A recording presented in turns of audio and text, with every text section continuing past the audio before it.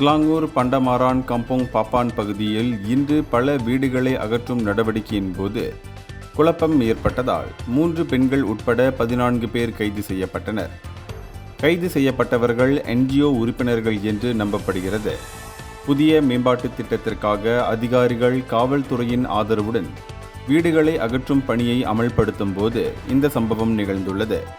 குடியிருப்பாளர்கள் என உரிமை கோரும் சிலர் பாதுகாப்பு அதிகாரிகளை தாண்டி சென்று தடையை நிறுத்த முயன்றபோது கோபத்துடன் செயல்பட்டதாக அதிகாரிகள் தெரிவித்தனர்.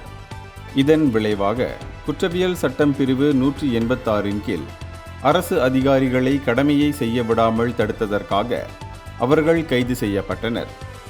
ஆரம்ப கட்ட விசாரணைக்கு பிறகு கைது செய்யப்பட்டவர்கள் அனைவரும் காவல்துறையின் பிணையில் விடுவிக்கப்பட்டனர். இந்தியர்களின் இதய குரல் மக்களோசை.